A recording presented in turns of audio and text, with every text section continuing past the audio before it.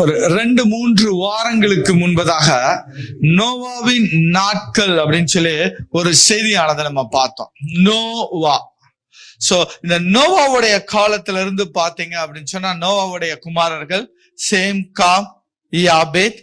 அந்த சேமனுடைய மகன் அர்பசாத், சாலா, ஏபேர், பேலாகு, ரெகு அப்படியே கடந்து கீழே வரும் பொழுது தேராகை பெற்றார்கள். தேராகு ஆபிரகாமை பெற்றார். அப்புறம் வேற யார பெற்றார்? நாகோரை பெற்றார். அப்புறம் ஆரானை பெற்றார். ஆனா வசனங்கள் என்ன சொல்லுதுன்னா, ஆபிரகாம் சொல்றாரு, சாராள் என் தகப்பனாருக்கு இப்போ வசனங்களை நம்ம வாசிப்போமே. 20:12 வாசிப்போம். அவள் என் சகோதரி என்பது மெய்தான், என் தகப்பனுக்கு குமாரத்தி. அப்படின்னா ஆபிரகாமை பெற்ற தேராகு தான் யாரையும் பெற்றாங்க? சாராளையும் பெற்றாங்க. யாரு? சாராள். ஓகே, சாராள் என் சகோதரி என்பது மெய்தான், என் தகப்பனுக்கு குமாரத்தி, என் தாய்க்கு குமாரத்தி அல்ல, அவள் எனக்கு மனைவியானாள்.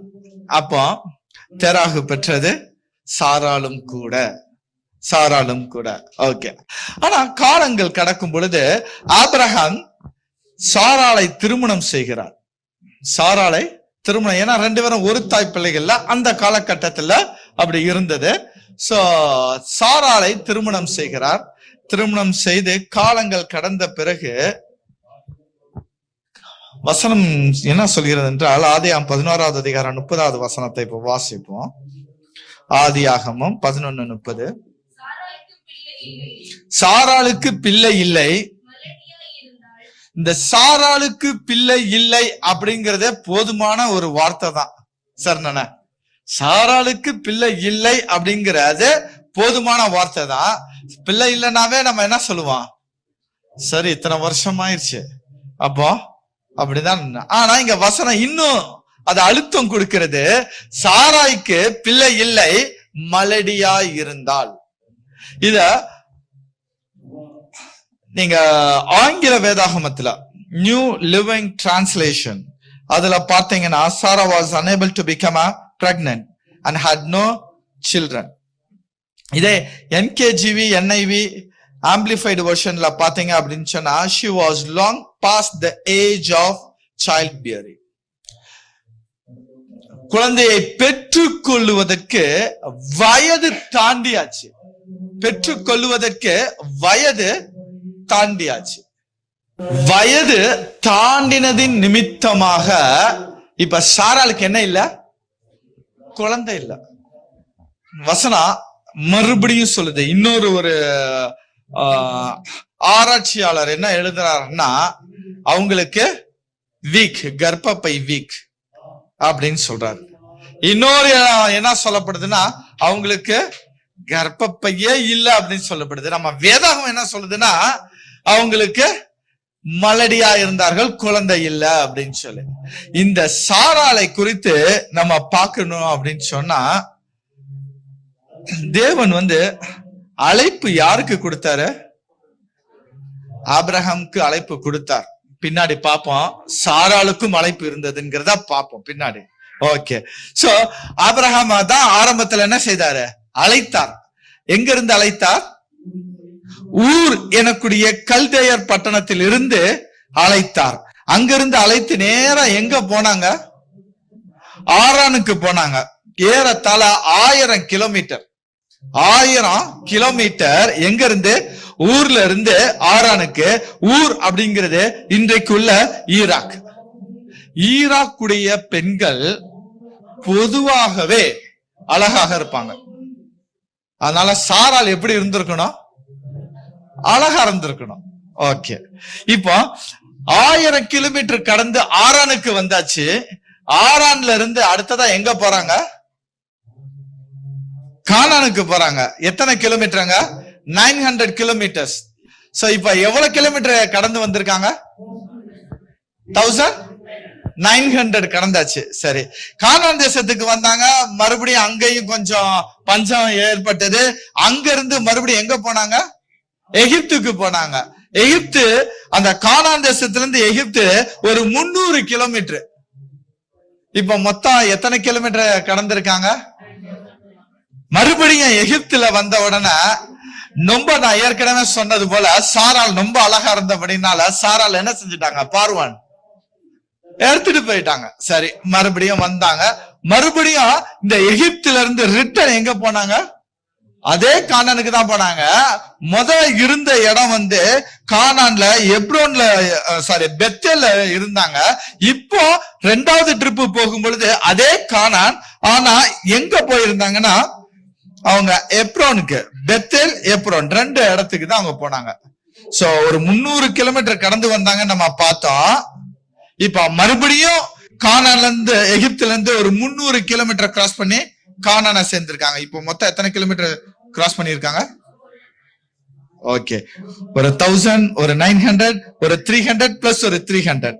ஓகே, இப்போ அங்க போனதுக்கு அப்புறம் ஒரு 50 கிலோமீட்டர் கடந்து அவங்க கேராக் அப்படிங்கிற ஒரு இடத்துக்கு பக்கத்துல வந்திருக்காங்க. இப்ப எத்தனை கிலோமீட்டர் கடந்திருக்காங்க? அழைப்பு யாருக்கு? நான் சொல்லல, நீங்க சொல்லிருக்கீங்க. அழைப்பு ஆபிரகாமுக்கு தான். ஆபிரகாம் நடந்தாரு. சரி, மொத்தம் எத்தனை கிலோமீட்டர் வந்திருக்கு? ஓகே, ஏறத்தாழ 2500, 2550. சரி, இப்ப 2550 கிலோமீட்டர் சாரால் யாருக்காக டிராவல் பண்ணாங்க?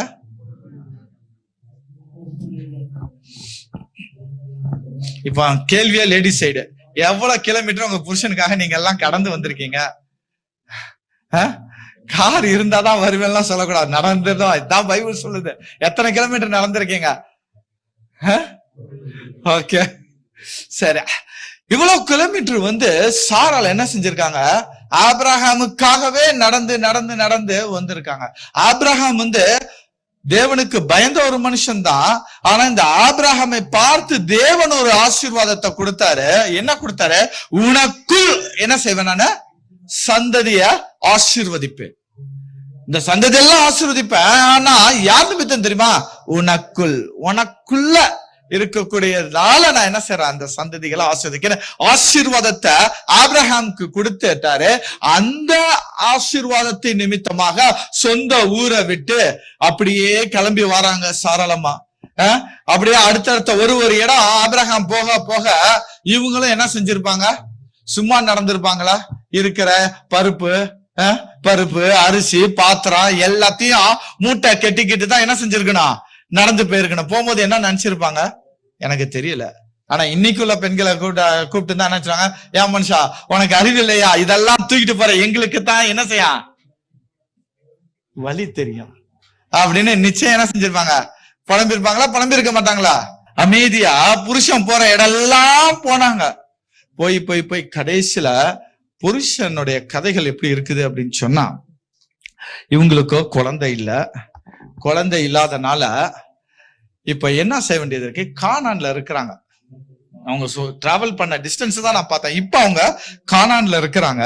இந்த கானான்ல இருந்து முடியும் போது கானான்ல ஒரு சட்டம் இருக்குது. என்ன சட்டம் அப்படின்னா ஹமுராபி சட்டம்னு சொல்றாங்க. அந்த சட்டத்தோட பேர் வந்து ஹமுராபி சட்டம். இந்த சட்டம் என்ன சொல்லுது அப்படின்னா, ஒருவேளை திருமணம் ஆனியே அந்த ஆணுக்கு குழந்தை இல்ல, மனைவினால் குழந்தை இல்ல அப்படின்னு சொன்னா 10 வருஷம் தாண்டினா இந்த சாரால் என்ன செய்யப்படணும் அப்படின்னா, தன்னுடைய கணவருக்கு என்ன செய்யப்பட வேண்டாம்? ஒரு குழந்தைய பெற்றுக் கொடுக்கணும். எப்படி பெற்றுக் கொடுக்கணும்னா, வாடகத்தாய் மூலமாக குழந்தை பெற்றுக் கொடுக்கணும்.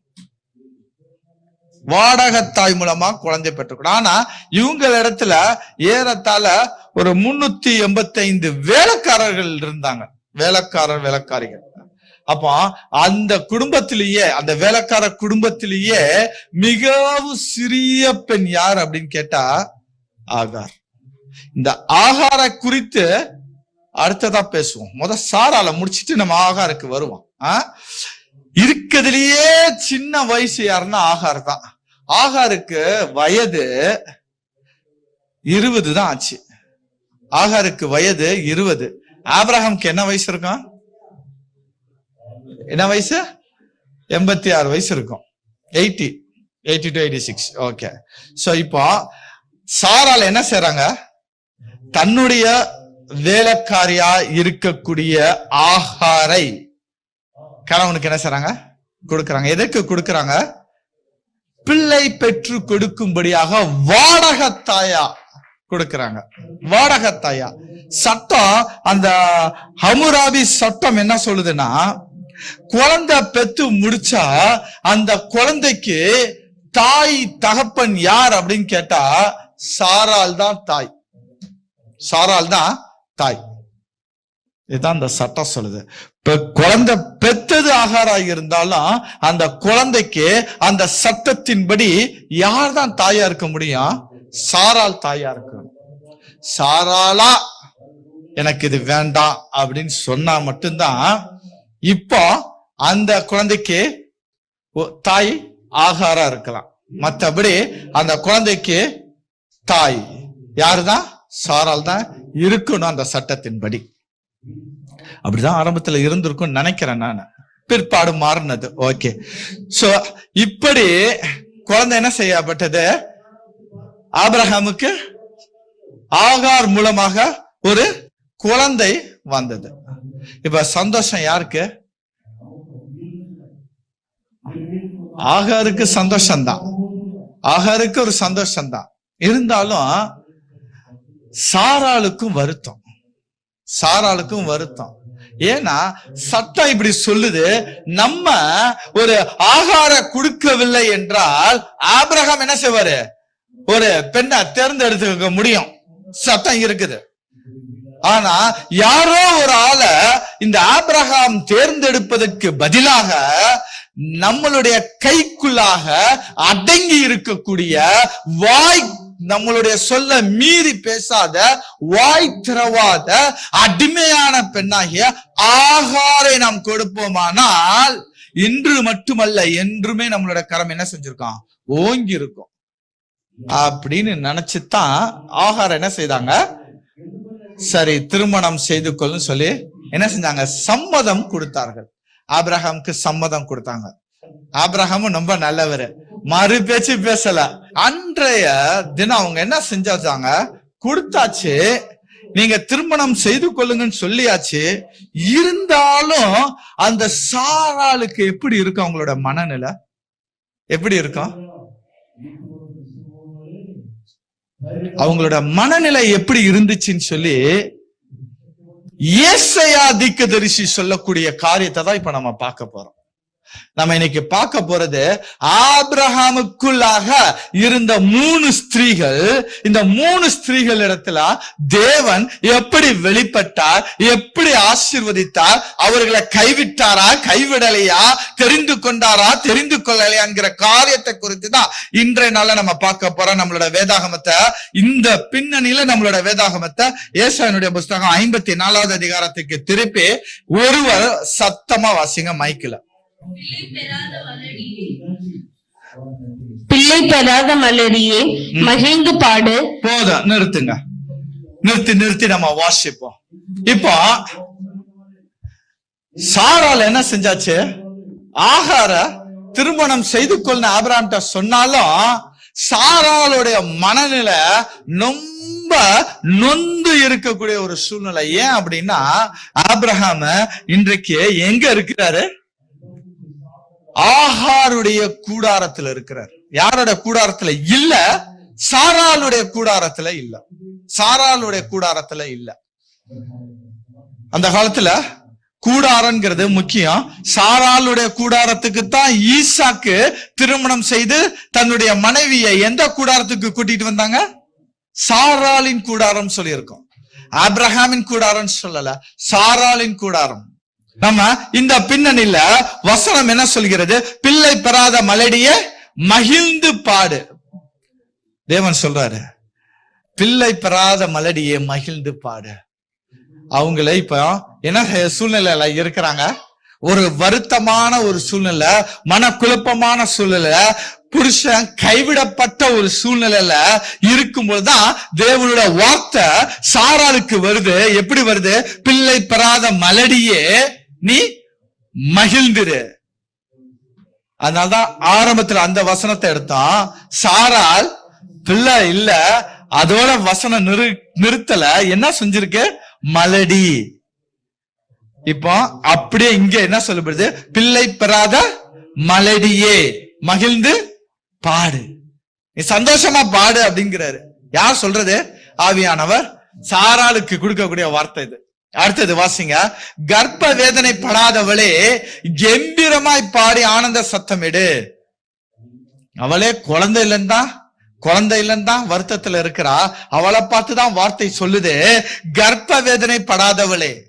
நீ கர்ப்ப வேதனை படல இல்ல, நீ சந்தோஷமா இரு. வாழ்க்கை பட்டவளுடைய பிள்ளையை பார்க்கிலும் அநாத ஸ்திரீ. இங்க அநாதனை யார குறித்து சொல்லுது?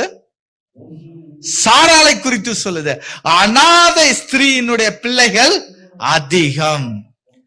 என்னங்களா முதல் 2 லைனாவது பரவாயில்ல, ஆறுதலா இருந்தது. 3வது லைன் சொல்லும் பொழுது வாழ்க்கை பட்டவளுடைய பிள்ளைகளை பார்க்கிலும் வாழ்க்கப்படாத அனாதையா இருக்கக்கூடிய நீ, உன்னுடைய பிள்ளைகள் அதிகம். ஏற்கனவே வாக்குத்தத்தம் கொடுத்திருக்கிறாரு. என்ன வாக்குத்தத்தம்? வானத்தின் நட்சத்திரத்தை போல, கடற்கரை மணலை போல உன்னை இது என்ன செய்வேன்? பெருக பண்ணுவேன்னு ஒரு வாக்குத்தத்தம் கொடுத்தாலும் இங்க சொல்றாரு உன்னுடைய பிள்ளைகள் அதிகம் என்று கர்த்தர் சொல்லுகிறார். இதை கேட்கும் போது சாராளோட மனநிலை எப்படி இருக்கும்? நானே ஸ்ட்ரெஸ்ல இருக்கிறேன், கொஞ்சமாவது எனக்கு நிம்மதியா இருக்கிறத விட்டுவிட்டு மறுபடியும் எனக்கு ஆறுதலா சொல்றேங்கிற பேர்ல என்ன குத்தி காட்டுறீங்களா அப்படின்னு கூட சாராள் கேட்டிருக்கலாம். அடுத்த வசனத்தை வாசிப்போம். இப்ப என்ன சொல்றாங்க? கூடாரத்தின் இடத்தை விசாலமாக்கு, விரிவாகட்டும், தடை செய்யாதே, மூளைகளை, அதாவது அந்த டென்ட் என்ன சொல்றாங்கன்னா, உன்னுடைய டென்ட், நீ இருக்கக்கூடிய டென்ட் இருக்குது இல்ல, கூடாரம், இந்த கூடாரத்தை இடத்த விசாலமாக்கு. சாராள் என்ன கேட்டிருப்பா? இந்த வார்த்தை கேட்டோட சாராள் என்ன நினைச்சிருப்பா? மொத்தம் இந்த கூடாரத்துல 2 பேர் இருந்தோம், நானும் என் புருஷன் இருந்தான். என் புருஷன் இப்போ பக்கத்து கூடாரத்துக்கு போயிட்டாரு, இந்த கூடாரத்துல நான் மட்டும்தான் இருக்கிறேன். இப்போ என்ன பார்த்து சொல்றீங்க இந்த கூடாரத்தை விசாலமாக்குன்ட்டு? எதுக்கு நான் விசாலமாக்கணும்? திரைகளை விரிவாகட்டும் அப்படின்னா அந்த டென்டோடைய சைடுல என்ன செஞ்சிருப்பாங்க? ஸ்கிரீன் போட்டு டென்ட்டை முடிச்சிருப்பாங்க. இந்த ஸ்கிரீனை இன்னும் எக்ஸ்டெண்ட் பண்ணு, அதான் பெருசாக்குன்னு சொல்றாங்க. அந்த டென்ட்டுக்கு கட்டி இருக்கிற கயிறு இருக்குது பாத்தீங்களா, இன்னும் இழுத்து கட்டு, பெருசாக்கு. ஏன்னா உன்னோட பிள்ளைகள் அதிகம். இதெல்லாம் சொல்லும் பொழுது அவளோட மனநிலை எப்படி இருக்கும்? எப்படி இருந்திருக்கும்? வெளியில சொல்ல முடியாத அளவுக்கு குமுறி இருப்பா சாராள்.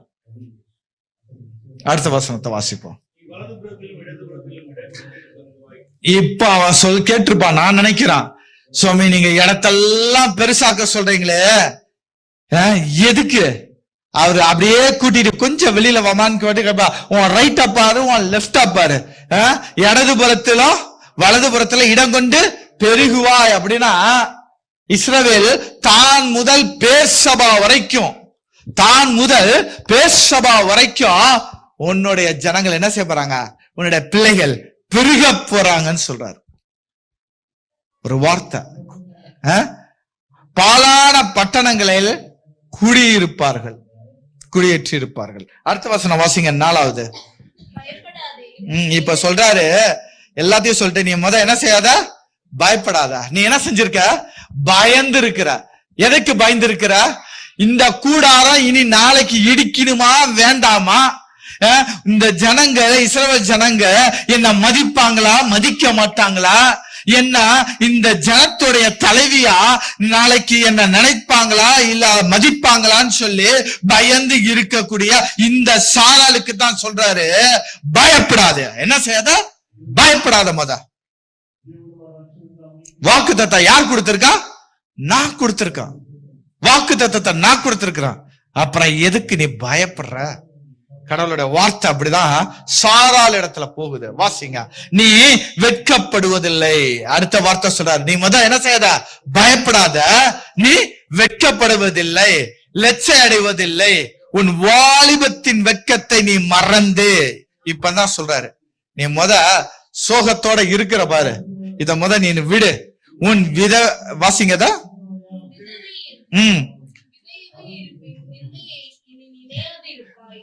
போதும். நீ என்ன நினைச்சிட்டு இருக்கிற, ஐயோ நான் விதவ மாதிரி ஆயிட்டான், என் புருஷனை விட்டுக்கிட்டு போயிட்டான், நான் விதவ மாதிரி ஆயிட்டான், நான் என்ன செய்ய அப்படின்னு சொல்லி நீ அதையே பாஸ்டையே நினைச்சிட்டு இருக்கிற பாரு. அந்த நினைப்புல இருந்து நீ என்ன செய்ய, வெளியில வா. அதுல இருந்து நீ வெளியில வா. ஏன்னா நான் உனக்குள்ள என்ன செஞ்சிருக்கேன், ஒரு வாக்கு தத்தம் கொடுத்திருக்கேன் உனக்கு. நானு வாக்கு தத்தம் கொடுத்திருக்கேன். அந்த வாக்கு தத்தத்தை நீ பிடித்து விசுவாசித்தேனா நீ என்ன செஞ்சிருக்க மாட்ட, பயப்பட மாட்ட. அடுத்தது 5வது வசனம் வாசிங்க. இதுதாங்க நம்ம பியூட்டி.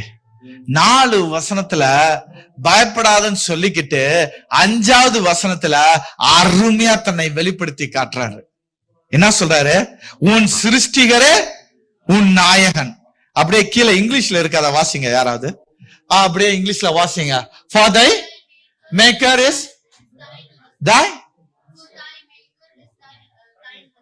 husband. ஹஸ்பண்ட்னா புருஷன் அர்த்தம். இப்ப என்ன சொல்லிட்டாரு, நீ கவலைப்படாத, நீ கவலைப்படாத, நான் உன் சிருஷ்டிகர். நான் என்ன செஞ்ச, உன்ன சிருஷ்டித்தவன். அதோட மட்டும் இல்ல, இப்ப சொல்றாரு நானே உன் நாயகன். அப்படின்னா என்ன அர்த்தம், நான் உனக்கு இருக்கிறான், நான் உனக்கு ஹஸ்பண்டா இருக்கிறேங்கிறாரு. சொல்றது யாரு, தேவன். ஹல்லேலூயா, ஹல்லேலூயா, ஹல்லேலூயா. எத்தனை பேத்தால இதை ரசிக்க முடியுது. அவர் சொல்றாரு, நான் உன்னை சிருஷ்டித்தான், நான் எப்படி உன்னை கைவிடுவான். எப்படி வெளிக்காட்டுறாரு சாராளுக்கு, நான் உன் சிருஷ்டிகரே உன் நாயகர், உன் சிருஷ்டிகரே உன் நாயகர். நீ நினைச்சிட்டு இருக்கிற உன் புருஷன் உன்னை விட்டுக்கிட்டு போயிட்டான் நினைச்சிட்டு இருக்கிற, நான் உன்னை விட மாட்டேன். உன் புருஷன் விட்டுட்டு போயிட்டான்னு நினைக்கிறீல, நான் உன்னை விட மாட்டேன். நான் யார், உன் சிருஷ்டிகர். நான் யார், உன் நாயகர். நீ என்ன பாரு, நீ என்ன பாரு, நான் உன்னை கைவிடுவதில்லை அப்படின்னு தான் சொல்றாரு. அடுத்த வசனம் சொல்றாரு, சொல்லுங்க. சேனைகளின் கர்த்தர், இல்ல அந்த வசனத்தை வாசிங்க. சேனைகளின் கர்த்தர் என்பது அவருடைய நாமம்.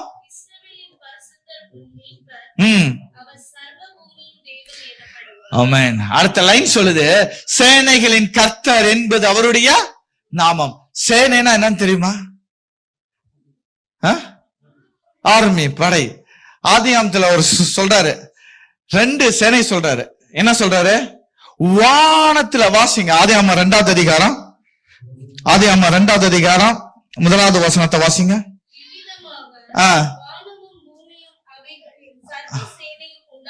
சர்வ சேனைகளும் உண்டாக்கப்பட்டிருந்த. எத்தனை சேனை சொல்றாருங்க, 2 சேனை சொல்றாரு. ஒண்ணு வானமும் பூமியும். அப்ப வானத்துல ஒரு சேனை இருக்குது, பூமியில ஒரு சேனை இருக்குது. இந்த சர்வ சேனைக்கும் யார் தேவன், கர்த்தர். சர்வ சேனைக்கும் தேவன் யாரு, கர்த்தர். இப்ப அவர் சொல்றாரு, வானத்துல ஒரு சேனை, பூமியில ஒரு சேனை. வானத்தின் சேனை சூரியன், சந்திரன், நட்சத்திரம், இது எல்லாம் வானத்தின் சேனை. இந்த சேனைக்கு ஒரு பிரமாணம் இருக்கு, இது பலிகி பெருகாது, இது பலிகி பெருகாது.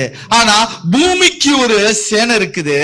இந்த சேனையில தான் மனுஷன் இருக்கா, மிருகம் இருக்கு. இதெல்லாம் எப்படின்னா, பறவைகள் இருக்கு. இதெல்லாம் எப்படின்னா பலிகி பெருகக்கூடிய பிரமாணத்தை உடையது. இப்ப சொல்றாரு அவரு, நான் சேனைகளின் கர்த்தர். நான் தான்ப்பா அந்த சேனைக்கே நான் தான் கர்த்தரு. நீயோ பூமிக்குண்டான சேனையில இருக்கிற. அப்படின்னா நீ என்ன செய்யப்படுவ, பலிகி பெருகுவ.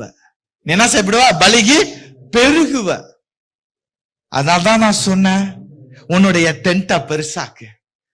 அதனால்தான் நான் சொன்னேன், தான் முதல் பேர் சபா வரைக்கும் உன்னுடைய சந்ததி பெருகும் அப்படின்னு.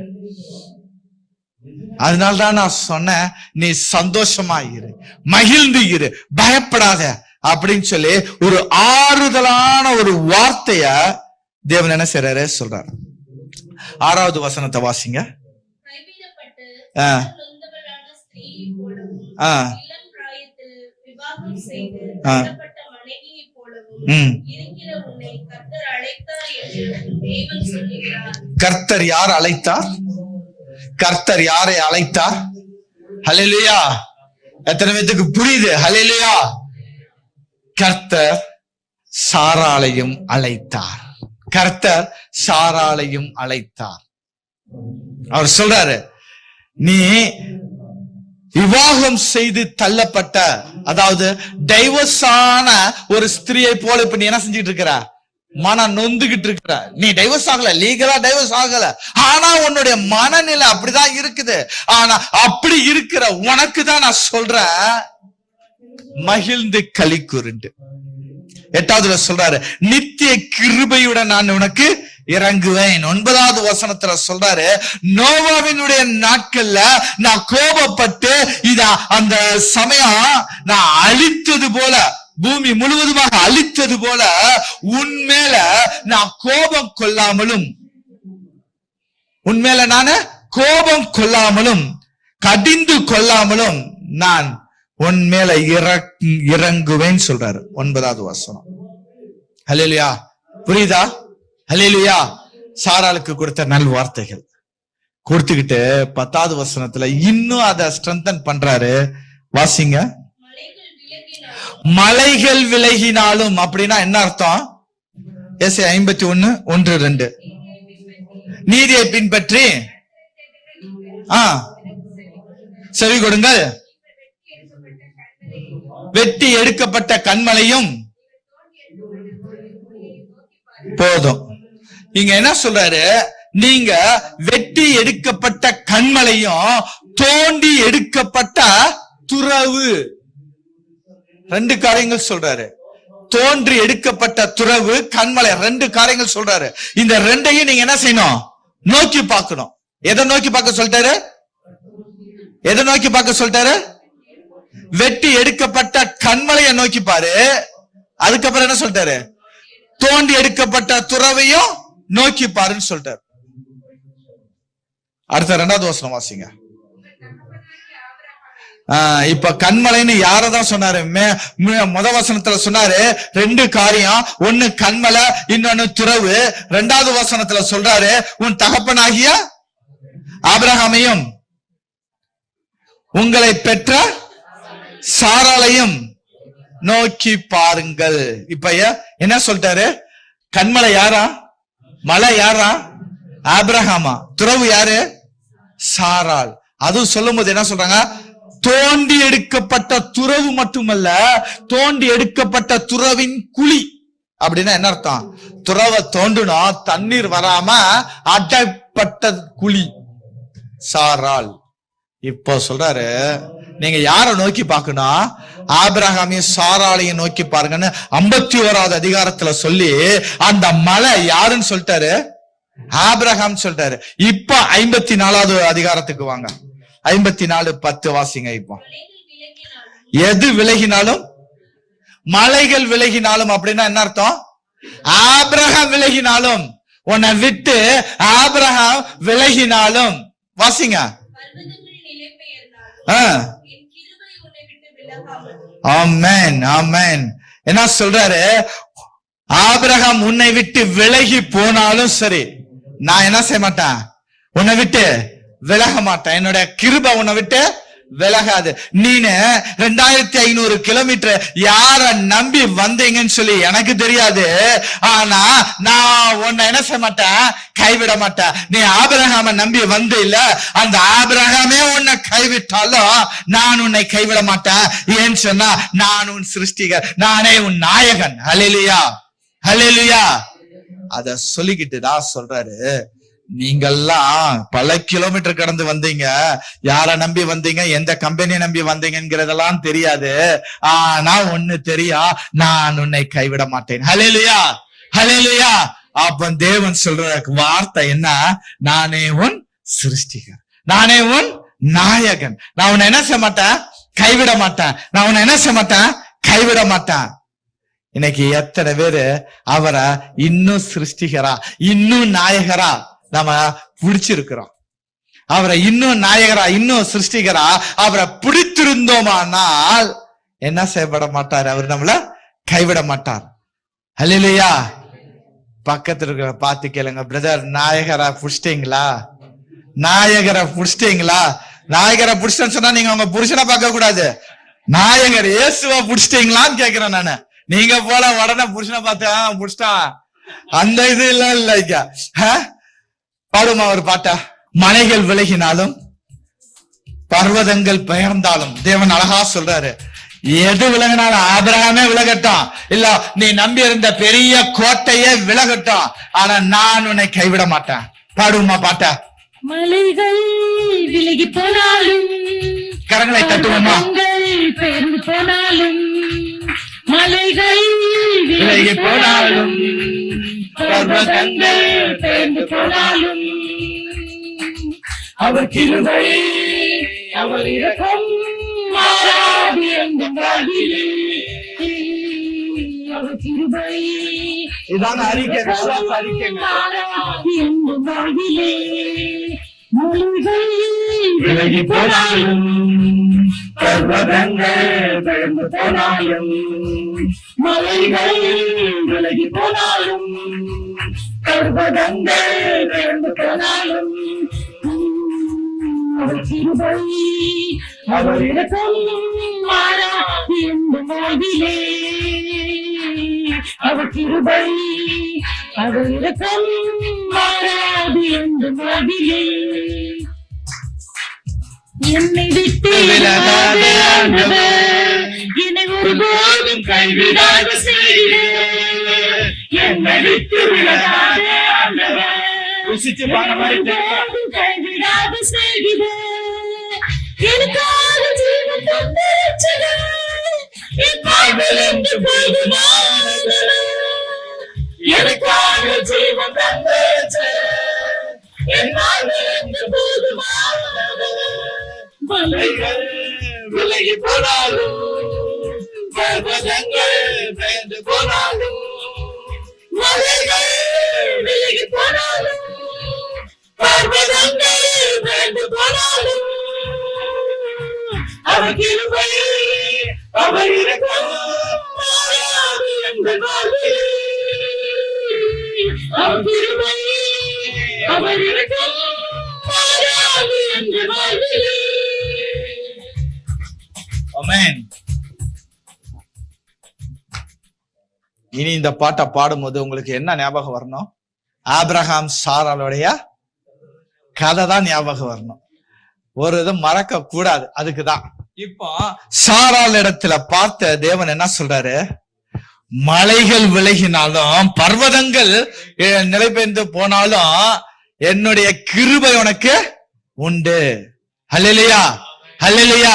எத்தனை பேர் இந்த வாக்குத்தத்தத்தை சுதந்திரித்து கொண்டேன்னு சொல்றீங்க? கரங்களை தட்டுவோமா? அல்லேலூயா, அல்லேலூயா. சரி, இந்த சாராளமா யார கொடுத்தாங்க?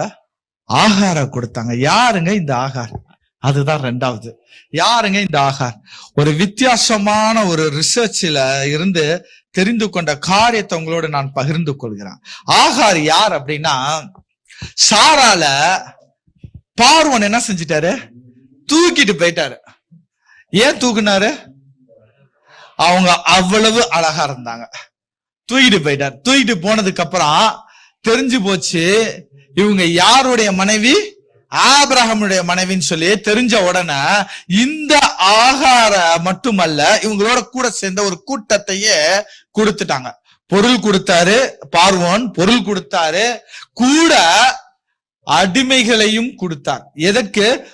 உங்களுடைய வேலைக்காரர் வேலைக்காரியாக வைத்துக் கொள்ளுங்க. இப்போ ஒரு ரிசர்ச் ஹார்வர்ட் யூனிவர்சிட்டியில நயாஷா அப்படிங்கிற ஒரு எழுத்தாளருடைய புஸ்தகத்துல எவிடன்ஸோட அவர் என்ன சொல்றாரு அப்படின்னு சொன்னா, இந்த ஆகார் யார் அப்படின்னு கேட்டா பார்வோனுடைய செல்ல மகளா. பார்வோனுடைய செல்ல மகளா. அந்த காலத்துல என்ன ஐதீகம் இருந்தது அப்படின்னா, நான் தப்பு பண்ணிட்டேன் அப்படின்னு சொன்னா நான் என்ன செய்யப்பட வேண்டாம்? குழந்தைகளை பலியிட வேண்டும். அந்த தெய்வத்துக்கு என்ன செய்யணும்? பலியிட வேண்டாம். அப்படி பலியிடுறதுக்கு பதிலா செஞ்ச தப்ப தெய்வம் என்ன செஞ்சிடக்கூடாது? அந்த அந்நிய தெய்வம், புறஜாதி தெய்வம் என்ன செஞ்சிடக்கூடாது? தண்டித்திடக்கூடாதுன்னு சொல்லி தான் வளர்த்த மகளைத்தான் என்ன செஞ்சாரா? அடிமையாய் கொடுத்தாராம் பார்வோன். எதற்கு? நான் செஞ்ச தப்புக்கு, தான் செய்த தப்புக்காக கொடுத்தார். இந்த ஆகாருக்கு ஒரு அண்ணன் உண்டான். இந்த அண்ணனோட பேரு ஷக்கீர் ஹாத் அப்படிங்கிறாங்க. அவருடைய பேரு ஷக்கீர் ஹாத். இவங்க எகிப்தோடைய 5வது வம்சம். இவங்க எகிப்துடைய 5வது வம்சம். இந்த காரியங்களை குறித்து ஆராய்ச்சி பண்ணி எழுதினது யாரு அப்படின்னு சொன்னா, இவங்களுடைய சரித்திரங்களை குறித்து எழுதினது ஒரு ஆள் உண்டு. அவருடைய புஸ்தகம் மேக்ஸஸ் ஆஃப் டோஷாட்டட் அப்படிங்கிறாங்க. இந்த புஸ்தகம் தான் எகிப்தினுடைய ஞான புஸ்தகம் சொல்லி ஒரு மதிப்பு கொடுக்கக்கூடிய புஸ்தகம். அந்த புஸ்தகத்துல இருந்து எடுத்து தான் இந்த யூனிவர்சிட்டி, ஹாலண்ட் யூனிவர்சிட்டியில இருந்து ஆத்தர் எழுதுறார். ஓகே, இப்போ இந்த ஆகார் யாரு? பார்வோனுடைய 10 வயது செல்ல மகள். ஆனா தான் செய்த தவறுக்காக என்ன செஞ்சிட்டாரு? இத கொடுத்துட்டாரு. இந்த ராஜா சாலிஸ்டஸ் அப்படிங்கிறாங்க. இந்த ராஜாவோட பேர் இந்த பார்வனோட பேர் சாலிட்டஸ். இவங்களோட வம்சம் ஹைகேஸ், இவங்களோட வம்சம். ஓகே, கொடுத்துட்டாரு. இப்போ 10 வருஷம் இந்த ஆகார் என்ன செய்தாங்களா? ஆகார் அப்படிங்கிறது யாரு அப்படின்னா, எகிப்து தேசத்தை சேர்ந்தவள். பல வசனங்கள் அதுக்கு ஆதாரம் உண்டு. எகிப்து தேசம் அப்படின்னாவே அவங்க எப்படிப்பட்டவர்களாக இருப்பாங்க? பைபிள் காலேஜ் ஸ்டூடெண்ட்ஸ் எல்லாம் சொல்லலாமே, அவங்க எப்படிப்பட்ட இருப்பாங்க? கருப்பர்கள். அவங்க கருப்பர்கள். அதனாலதான் எகிப்துல எபிரேய மக்கள், மோசஸால் வழிநடத்தப்பட்ட வந்த மக்கள் அப்படியே அவங்க எல்லாம் வெள்ளை. எபிரேயர்கள் வெள்ளை, எகிப்தியர் கருப்பு. 10 கருப்புகள்ல ஒரு வெள்ளை தெரிஞ்ச காலம் போய் 10 வெள்ளையில ஒரு கருப்பு தெரிஞ்ச காலம் ஆயிடுச்சு. அப்பதான் பார்வோன் சொல்றாரு, அவங்க எல்லாம் பெருகிட்டாங்கன்னு சொல்லி அவருக்கே தெரிய வருது. புரியுது? அப்ப எகிப்தியர் அப்படின்னா கருப்பர்கள். இந்த ஆகாரும் கருப்பு இனத்தை சேர்ந்தவள். ஆகாரம் கருப்பு இனத்தை சேர்ந்தவள். வயது 10 வருஷம் அடிமையா வேலை செய்றா, வாய் திறக்காம. அவளோட மனநிலை எப்படி இருக்கும் பாருங்க. இதுவரைக்கும் நானு இளவரசியா, எகிப்தின் இளவரசியாக இருந்தேன். ஆனா இப்ப என்கிட்ட கூட ஒரு வார்த்தை கேட்கல, போறியான்னு கூட என்கிட்ட கேட்கல, என்ன புடிச்சு கொடுத்து கூட்டிட்டு போங்கன்னு சொல்லிட்டாங்க. இப்ப என்னோட மனநிலை எப்படி இருக்கும்? ஆகாருடைய மனநிலை இப்படிதான் இருந்தது. 10 வருஷம் கடந்தது. ஆகாருக்கு இப்ப வயசு எத்தனை? 20. இந்த 20வது வயசுல தான் ஆகார் ஆபிரகாம் என்ன செய்றாங்க? திருமணம் பண்றாங்க. நல்லா பாருங்க, அப்பா ஒரு வார்த்தை கேட்காம, நம்மளோட விருப்பத்தை கேட்காம அமுச்சு விட்டுட்டாரு. அடிமையா வந்த இடத்துல நம்மளோட எஜமானி அம்மா நம்ம கிட்ட ஒரு வார்த்தை கூட கேட்கல. உனக்கு பிடிச்சிருக்கா, பிடிக்கலையா, செஞ்சுக்கிறியா, செய்யலையா, ஒரு வார்த்தை கூட கேட்கல. அவங்களும் என்ன செஞ்சிட்டாங்க? இந்தா என் கணவனுக்கு திருமணம் பண்ணிக்கோன்னு சொல்லிட்டாங்க. பாருங்க ஆகாருடைய நிலைமை. அங்கேயும் வாய் திறக்க முடியல, பதில் பேச முடியல, இங்கேயும் வாய் திறக்க முடியல, பதில் சொல்ல முடியல. இப்படிப்பட்ட ஒரு சூழ்நிலையில வாழ்ந்த ஒரு ஸ்திரீ தான் யாரு? ஆகார். ஆனா அவங்க இடத்துலயும் ஒரு சில நெகட்டிவ் பாயிண்ட் இருந்தது. தேவன் அவங்களை என்ன செய்தாரு? ஆசீர்வதித்தார். அவங்க இப்ப என்னவாயா ஆயிட்டாங்க? பிரெக்னன்ட் ஆயாச்சு. இப்ப பிரெக்னன்ட் ஆன உடனே சும்மான்னு இருக்காம என்ன செஞ்சாச்சு? இப்ப ஏராளமாக கேவலமாக யார? எஜமாட்டி அம்மாவை பார்த்தாங்க, சாரால பார்த்தாங்க. கவனிக்கிறீங்களா? ஏறமா அதுதான் நம்ம என்ன செஞ்சறது? வாழ்க்கை கொடுத்தவங்கள மறந்துடக்கூடாது. வாழ்க்கை கொடுத்தவங்கள மறந்துட்டு அவங்கள நம்ம கேவலமா பார்ப்பது. ஓகே, இந்த கேவலமா பார்த்தனால சாராள் என்ன செஞ்சா, இந்த ஆகார இன்னும் கடினமாக நடத்த ஆரம்பிச்சா. கடினமாக நடத்த ஆரம்பிச்ச உடனே இந்த ஆகாரம் என்ன செய்தாங்க, இனி இந்த சாராளோட என்ன செய்ய முடியாது, நம்ம இருக்க முடியாது, இனி இந்த சாராளோட இருக்க முடியாதுன்னு சொல்லி ஓடுறாங்க. வனாந்தரத்தை நோக்கி என்ன செய்றாங்க, ஓடுறாங்க. போயிட்டாங்களா? போகல. அங்க போனா அங்க ஒரு ஆள் தோன்றினார். என்ன சொன்னாரு? திரும்பி போ. எங்க போற நீன திரும்பி போ. யாரு அது? யாரு? வசனம் நல்லா நீங்க வாசித்தீங்கன்னா, கர்த்தருடைய தூதனானவர். நல்லா புரிஞ்சுக்கணும். ஃபர்ஸ்ட் டைம் அவங்க ஓடும் பொழுது கர்த்தருடைய தூதனானவர்னு இருக்கும். ரெண்டாவது தடவை ஓடும் பொழுது கர்த்தருடைய தூதன் அப்படின்னு இருக்கும். தேவதூதன் இருக்கும். கர்த்தருடைய தூதன் தேவதூதன். இப்போ தூதனானவர் அப்படிங்கிறது வேற, தூதர் அப்படிங்கிறது வேற. கிறிஸ்டோபிலி அப்படின்னு சொல்லுவாங்க. எங்கெல்லாம் பழையற்பாட்டின் காலத்துல இயேசு கிறிஸ்துவே என்ன செய்தாரு, தோன்றினார் அப்படிங்கிறாங்கல்ல, இந்த சம்பவத்தெல்லாம் சொல்லக்கூடியதா கிறிஸ்டோபிலி. அப்படின்னா இயேசு கிறிஸ்துவே தோன்றினார். இப்போ ஆகாரு முன்னாடி தோன்றினது யாரு? தேவன். இயேசு கிறிஸ்து என்ன செய்தாரு, அவரே தோன்றினார். இன்னும் இதுக்கு ஒரு சில வசனங்களை நம்ம வாசிக்கலாம். என்னன்னா, தேவ தூதர் எங்கெல்லாம் வெளிப்பட்டார் அப்படின்னு சொன்னா, இங்க மட்டும் வெளிப்படல. ஆதியாகமம் 22:11 ஆபிரகாம் ஈசாக்கா பலியிடும் பொழுது தேவ தூதனானவர் என்ன செய்தாரு, வெளிப்பட்டார். அப்படின்னா என்ன அர்த்தம்? இயேசு கிறிஸ்து வெளிப்பட்டார்னு அர்த்தம். சரிதானா? அடுத்தது பாத்தீங்க அப்படின்னு சொன்னா, மோசேயினுடைய சம்பவத்துல முச்செடியில தோன்றினது யாரா? தூதனானவர். மரியாதையோட சொல்லியிருக்கோம். யாரு? கிறிஸ்து. சிம்சோனுடைய அப்பா மனோவாவுக்கு தரிசனம் காட்டினது யாரு? தூதனானவர். கிதியோனுக்கு வெளிப்பட்டது யாரு? தூதனானவர். இதெல்லாம் யாரா? தூதனானவர். அப்படின்னா என்ன அர்த்தம்? இயேசு கிறிஸ்து.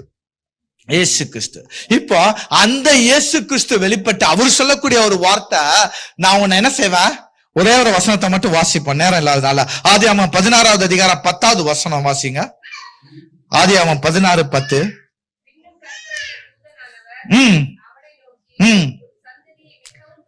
உன் சந்ததியை பெருக பண்ணுவேன் சொல்லல, உன் சந்ததியை மிகவும் பெருக பண்ணுவேன்.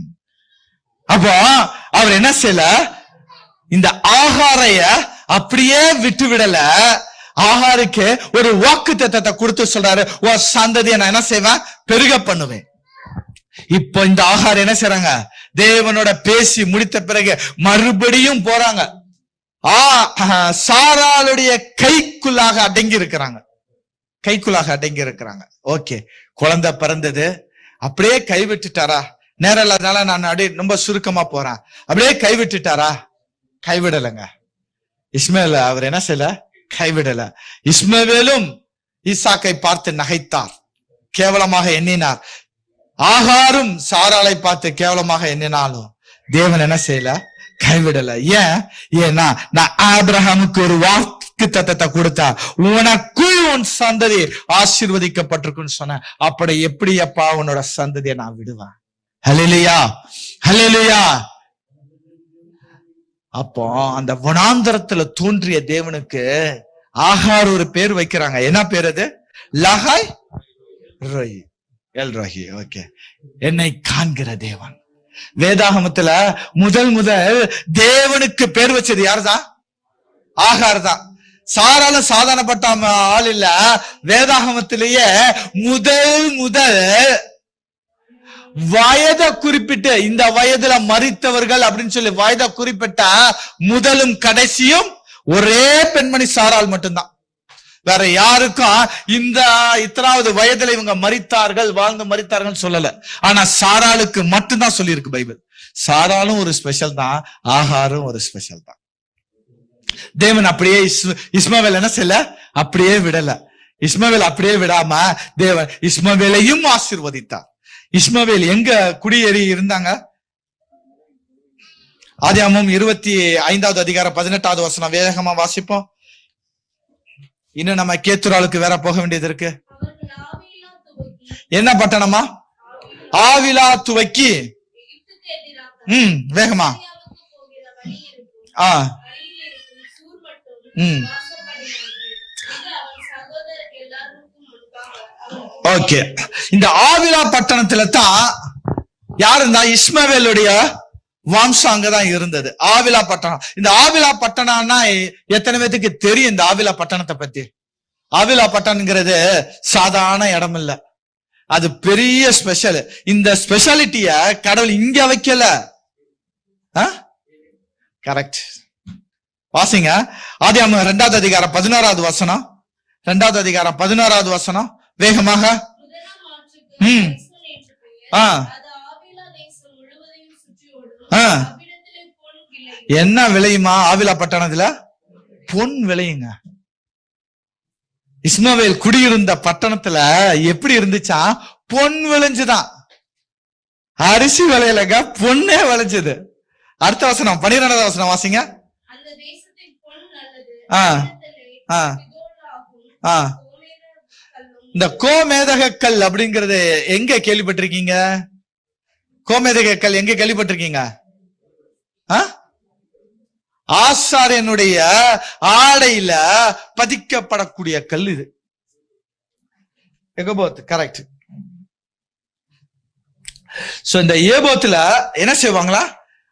பதிக்கக்கூடிய கல். இப்போ இந்த ஆசாரியர்கள் இந்த கல்ல பதிக்கணும் அப்படின்னா இவங்க எங்க போகணும்? ஆவிலா பட்டணத்துக்கு போகணும். சரிதான். ஆவிலா பட்டணத்துல யாரோட மக்கள்கிட்ட போனோம்? இஸ்மவேல்கிட்ட போனோம். யாருங்க? லேவி கோத்திரம். லேவி கோத்திரம் இப்ப ஆசாரியனுடைய ஆடையில வைக்கக்கூடிய கல்லு வேணும் அப்படின்னா இவங்க யார் இடத்துல போனோம்? இஸ்மவேலுடைய இனத்திடத்தில் போகணும். எங்க வைக்கிறார் பாருங்க தேவன். அப்படியே கைவிடல, அப்படியே கைவிடல. உன்னையும் பெரிய ஜாதி ஆக்குவேன். ஹல்லேலூயா சொல்லிட்டாரு. இப்போ இஸ்ரவேலர்கள், லேவியர்கள், ஆசாரியர்கள் எங்க போய் தான் அவங்க வாங்கணும்? இஸ்மவேல் இடத்துல போய் அந்த கோமேதக கற்களை வாங்கித்தான் ஆசாரியனோட ஆடையில வைக்கணும். அது வச்ச பிறகுதான் இந்த ஆசாரியன் என்ன செய்யணும்? பரிசுத்த ஸ்தலத்துக்கும் மகாபரிசுத்த ஸ்தலத்துக்கும் போக முடியும். ஹல்லேலூயா. அப்ப தேவன் எப்படி எல்லாம் ஆசீர்வதிக்கிறார் பாருங்க. எப்படி எல்லாம் ஆசீர்வதிக்கிறார் தேவன். வெளிப்படுறாரு, நான் உன்னை காண்கிற தேவன். ஹல்லேலூயா ஹல்லேலூயா. உன்னுடைய துக்கத்தையும் வருத்தத்தையும் வியாகுலத்தையும் நான் உன்னை கண்டது நிமித்தமாக சொல்றாரு. நான் உன்னை பெரிய ஜாதி, சாதாரண இல்ல மிகவும் பெரிய ஜாதி ஆக்குவேன். முடிச்சிட்டார். என்ன செஞ்சிருந்தாரு? ஆகார ஆசீர்வதித்தார். ஏன்? அவங்களுடைய சூழ்நிலையை பார்த்து ஆசீர்வதித்தார்.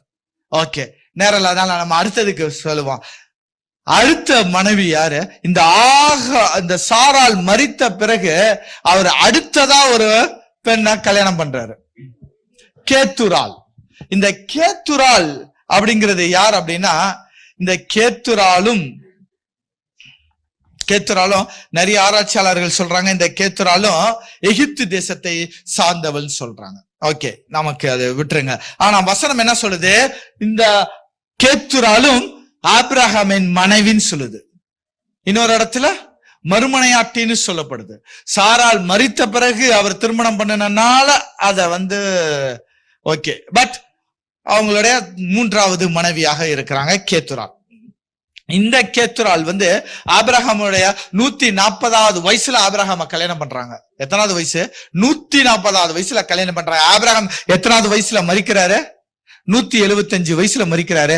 ஏறத்தாழ 35 வருஷம் ஆபிரகாமோட வாழ்ந்த ஒரு ஸ்திரீ தான் இந்த கேத்துராள். இந்த கேத்துராளுடைய பிள்ளைகளை கூப்பிட்டு எந்த காரணத்தை கொண்டு வாக்கு தத்தம் பண்ணப்பட்ட ஈசாக்குக்கு எந்த ஒரு பிரச்சனையும் வரக்கூடாதுன்னு சொல்லி கிஃப்ட் எல்லாம் கொடுத்து யார் அனுப்பிட்டா? ஆபிரகாம் அனுப்பிட்டாரு. யாருக்கு பிரச்சனை வரக்கூடாது? வாக்கு தத்தத்தின் மகனாகிய ஈசாக்குக்கு பிரச்சனை வரக்கூடாதுன்னு சொல்லி அமிச்சிட்டாரு. ஆபிரகாம் கைவிடலாம். வசனம் என்ன சொல்லுது? மலைகள் விலகினாலும், என்னது?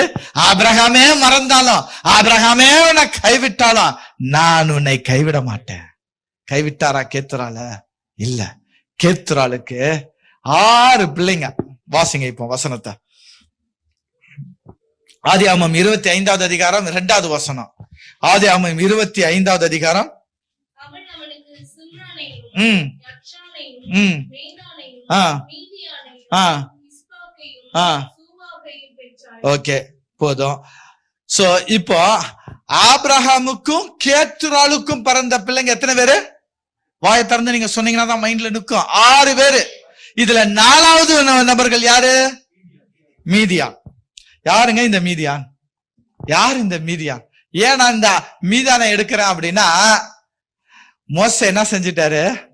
ஒரு கொலை பண்ணாரு. ரைட்டு, கொலை பண்ணிக்கிட்டு நேரா போய் தஞ்ச புகுந்த ஒரு இடம். எந்த இடம்? மீதியானியர் இடத்துல போயிட்டு தஞ்ச புகுந்தார். கடவுள் கேத்ராளுடைய வம்சத்தை என்ன செய்யல? கைவிடல. கேத்ராளுடைய வம்சத்தை தேவன் என்ன செய்யல? கைவிடல. எப்படி சாராளுடைய கண்ணீரை, சாராளுடைய துக்கத்தை கேட்ட தேவன், ஆகாருடைய துக்கத்தை கேட்ட தேவன் கேத்ராளுடைய வம்சத்தையும் கைவிடாதபடி அவளையும் ஆசீர்வதித்தார். அல்லேலூயா. இப்ப இந்த மீதியானியர் இடத்துல தான் யார் போறாங்க? மோசே போறாரு. மோசேனுடைய மனைவி ஒரு மீதியானியர். அல்லேலூயா. மோசேனுடைய மனைவி ஒரு மீதியானியர். இந்த மீதியானியரை குறித்து சொல்லணும் அப்படின்னு சொன்னா, இந்த மீதியானியர் தான் மோசைய ஒரு நல்ல லீடர்ஷிப் குவாலிட்டிக்குள்ளாக வழி நடத்தினது. யார் தெரியுமா? மீதியானியர். மீதியானியர்ல சிப்போராளுடைய அப்பா, மோசையினுடைய மாமனார். அப்ப மீதியானியரை வைத்து தேவன் என்ன செஞ்சிருக்கிறாரு? மோசைய ஒரு லீடர்ஷிப் குவாலிட்டி, அவரை ஊழியத்துக்கு ஆயத்தப்படுத்தும் பொழுது தேவன் தேர்ந்தெடுத்த கூடிய இடம் எந்த இடம் தெரியுமா? மீதியானியருடைய தேசத்துல. அந்த முச்செடியில வச்சுதான் தேவன் என்ன செஞ்சாரு? மோசையை அழைத்து ஊழியத்துக்கு ஆயத்தப்படுத்துறாரு. அப்ப தேவன் தெரிந்து கொண்ட மோசைய ஆயத்தப்படுத்தின இடமும் மீதியானியர். ஓகே, இன்னும் ஒரு 2 வசனங்களை மட்டும் வாசித்து நம்ம முடிப்போம். யாத்ராமுடைய புஸ்தகம் 18வது அதிகாரம். யாத்ராமுடைய புஸ்தகம் 18வது அதிகாரம் 11வது வசனம். வேகமாக எல்லா தெய்வங்களை பார்க்கிலும் பெரியவர் என்பதை இப்பொழுது அறிந்திருக்கிறேன். நிறுத்துவான். கர்த்தர் எல்லா தேவர்களை பார்க்கிலும் பெரியவர். யார் சொல்றா இத? இந்த வசனத்தை யார் சொல்றா? என்னங்க? இல்ல இல்ல இல்ல இல்ல இல்ல. சரி, ஓகே. 12 அப்படியே தொடர்ந்து வாசிப்போம். யார் சொன்னா? யாரு? மீதியானியர். இப்ப மீதியானியர் சொல்றாரு, எல்லா தேவர்களை காட்டிலும் உங்க தேவன் யாரியா? பெரியவர். உங்க தேவன் யாரு? பெரியவன் சொல்லி சொன்னது, அறிக்கையிட்டது மாத்திரம் அல்ல, பலியும் இடுகிறார். சர்வாங்க தகன பலியும் என்ன செய்றாரு? இடுறாரு. யாரு? ஒரு மீதியானியர். அப்போ தேவன் அவருடைய ரட்சிப்பின் திட்டத்துக்குள்ள ஒரு மீதியானவருடைய பங்கும் இருக்கணும்னு சொல்லி என்ன செய்தாரு? அழைத்தார். அல்லேலூயா, அல்லேலூயா. இந்த அழைப்பு கிடைச்சதுக்கு ஒரே பாத்திரம் யாரு? கேத்துராள். கேத்துராள். கேத்துராள தேவன் என்ன செய்யல? கைவிடல. கேத்துராள தேவன் ஆபிரகாம் கைவிட்டாலும் தேவன் கைவிடல. அவளையும் தேவன் என்ன செய்தார்? சேர்த்து கொண்டார். நீங்க மோசையில இருந்து பாத்தீங்க அப்படின்னு சொன்னா, ஏறத்தாழ ஆபிரகாம், ஈசாக்கு, யாக்கோபு, லேவி, லேவியோட மகன் கோகாத், கோகாத்தோடைய மகன் அம்ரான், அம்ரானுடைய மகன் மோசே. 7 தலைமுறைகளை தாண்டியும் 7 தலைமுறைகளை தாண்டியும் தேவன் என்ன செய்யறாரு? மீதியானியரை கொண்டு மோசையோடு சேர்க்கிறாரு. 7 தலைமுறை இல்லைங்க, 70 தலைமுறை ஆனாலும் தேவன் உங்களுக்கு கொடுக்கப்பட்ட வாக்குத்தத்தம் நிறைவேற வரைக்கும் உங்களை அவர் கைவிடுவதில்லை. ஹல்லேலூயா, ஹல்லேலூயா. எத்தனை தலைமுறை தாண்டட்டும் அவரை கைவிடப்படுவதில்லை. சாராள்கிட்ட சொல்றாரு, நானே உன் நாயகன், நானே உன் சிருஷ்டிகர், மலைகள் விலகினாலும் நான் விலக மாட்டேன்னு சொன்ன அதே தேவன் தான் இன்னைக்கு சொல்றாரு, நீங்க நம்பினவங்க உங்களை கைவிட்டாலும் நான் உங்களை கைவிட மாட்டேன்னு சொல்றாரு. ஆகாரை பார்த்து சொல்றாரு, உன்னுடைய சந்ததியை மிகவும் பெரிய ஜாதி ஆக்குவேன்னு சொல்லி ஆசீர்வதித்து அத செயல்படுத்துறாரு. இந்த லேவியும் இந்த ஆசாரியனும் உன்னுடைய இனத்தண்டையில வந்து கையேந்தி அந்த கற்களை வாங்கும்படியாக செய்யக்கூடிய அதே தகப்பன் தான் இழிவாக உங்களை நினைத்தவர்கள் உங்கள் முன்பதாக வந்து கைகள் ஏந்தி நிற்கும்படியாக தேவன் செய்வார். ஹல்லேலூயா, ஹல்லேலூயா. ஆபிரகாம் என்னதான் கிஃப்ட் கொடுத்து அனுப்பிச்சு விட்டாலும் அந்த கேத்துராளுடைய வம்சத்துல தான் மோசைக்கு ஒரு துணைய தேவன் என்ன செய்தாரு? அமைத்து வைத்தார். இன்றைக்கு தேவன் உங்களை ஊழியத்துல பயன்படுத்துறதுக்கும் ஊழியத்துல உங்களை எடுத்து வழி நடத்துறதுக்கும் ஒரு மீதியான இடத்துல, அதாவது ஓவர்ஃப்ளோன்னு சொல்றாங்க. என்னவா? ரட்சிப்பு என்ன செய்தா? அந்த மீதியானியர் மூலமாக ஓவர்ஃப்ளோ ஆச்சா. அவங்க அறிக்கையிட்டதினால அந்த ரட்சிப்பு, அந்த தேவனை குறித்ததான அந்த ரட்சிப்பு இன்னும் புறஜாதிகளுக்கு போச்சா. இந்த தரிசனம், இந்த நிழலாட்டம் தான் புதிய ஏற்பாட்டுல பவுலுடைய காரியத்துல நிஜமானதுங்கிறாங்க. ஹல்லேலூயா. இப்படிப்பட்ட காரியங்கள்லாம் செய்த அவரு உங்களை கைவிட்டுருவாரா?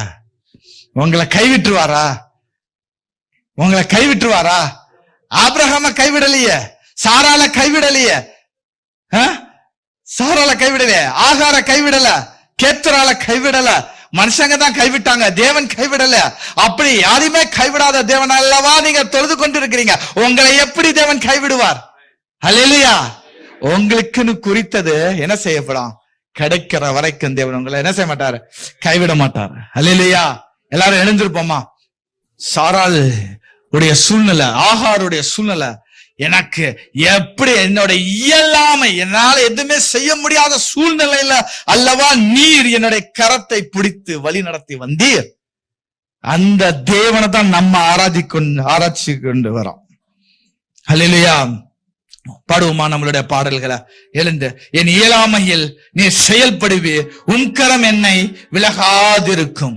பாடுவோமா? இயலாமையில் நீ செயல்படுவீர், உன் கரம் என்னை விலகாதிருக்கும். என் இயலாமையில் நீ செயல்படுவீர், உன் கரம் என்னை விலகாதிருக்கும். மலைகளை பெயர்ப்பீர் என்றார், என் தடைகள் உமக்கு மாத்திரம். மறித்தோரை எழ செய்தீர் என்றார், என் நோய்கள் உமக்கு மாத்திரம். கிரகிக்க முடியாத காரியம் செய்வீர், சர்வஞானி உம்மை ஆராதிப்பேன். கிரகிக்க முடியாத காரியம் செய்வீர், சர்வஞானி உம்மை ஆராதிப்பேன். ஒரு நிமிஷம், அப்படியே ஒரு நிமிஷம். இந்த பாடல் வரி எப்படி இருக்குது பாருங்க. என் இயலாமையில் நீ செயல்படுவீர். என்னால எதுவுமே செய்ய முடியலையேங்கிற காரியம் எப்ப நீங்க உங்க ஒப்பு கொடுக்கிறீங்களோ அந்த நேரத்துலதான் அவர் சொல்றாரு, நான் உன் சிருஷ்டிகர், நான் உன் நாயகர், நான் உன்னை பெரிய ஜாதி ஆக்குவேன்னு சொல்றாரு. மலைகளையே நீர் பெயர்ப்பின்னு சொன்னா எனக்கு இருக்கக்கூடிய ஒவ்வொரு தடைகளும் பெயர்ப்பது உமக்கு எம்மாத்திரம்னு சொல்றாரு. ஹல்லேலூயா. நல்ல ஒரு வார்த்தை. மறுபடியும் நம்ம பாடுமா? மலைகளை பெயர்ப்பீர் என்றால் என் தடைகள் உமக்கு எம்மாத்திரம். பாடுவோமா? மலைகளை பெயர்ப்பீர் என்றால் என் தடைகள் உமக்கு எம்மாத்திரம். மரித்தோரை எழ செய்தீர் என்றால் என் நோய்கள் உமக்கு எம்மாத்திரம். கிரகிக்க முடியாத காரியம் செய்வீர், சர்வஞானியே உம்மை ஆராதிப்பேன். கிரகிக்க முடியாத காரியம் செய்வீர், சர்வஞானியே உம்மை ஆராதிப்பேன். வெறும் கோலும் கையும் இரு பரிவாரமாகும், உம்மாலன்றி இது யாரால் கூடும். வெறும் கோலும் கையும் இரு பரிவாரமாகும், உம்மாலன்றி இது யாரால் கூடும். ஆகாயத்து பட்சி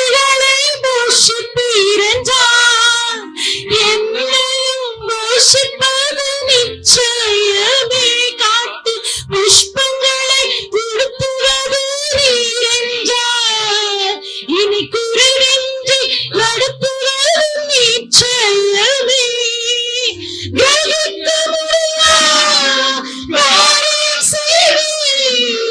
சர்வஞானியே உம்மை ஆராதிப்பேன்.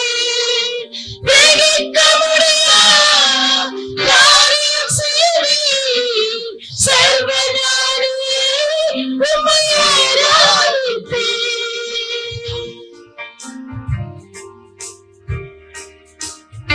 எனக்காக ஏதாகிலும் செய்திடுவார், என்றாகிலும் என்னை மறப்பதுண்டா?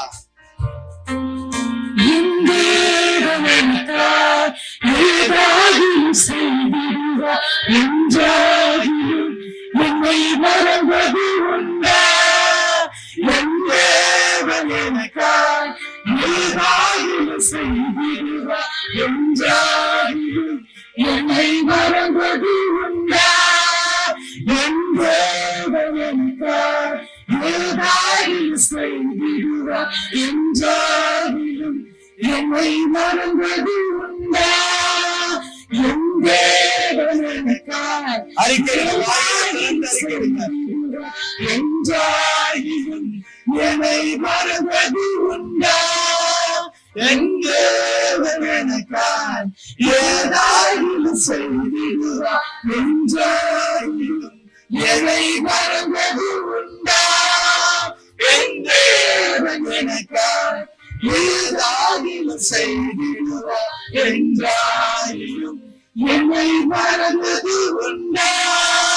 என் தேவன் எனக்காய் ஏதாகிலும் செய்திடுவார், என்றாகிலும் வாயில திறந்து அறிக்கையிடுங்க. என் தேவன் எனக்காய் ஏதாகிலும் செய்திடுவார், என்றாகிலும் என்னை மறந்தது உண்டா? என் தேவன் எனக்காய் ஏதாகிலும் செய்திடுவார், என்றாகிலும் கரங்களை உயர்த்துவோமா? கரங்களை உயர்த்து. என் தேவன் எனக்காய் ஏதாகிலும் செய்திடுவார், என்றாகிலும் என்னை மறந்தது உண்டா?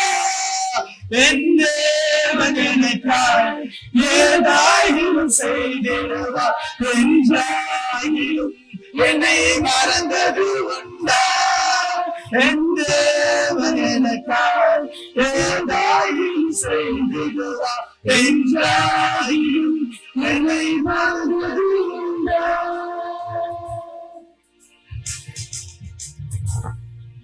என் தேவன் எனக்காக ஏதாகிலும் செய்திடுவார். விசுவாசிக்கிறவங்க கரங்களை தட்டி அவரை மகிமைப்படுத்துவோமா?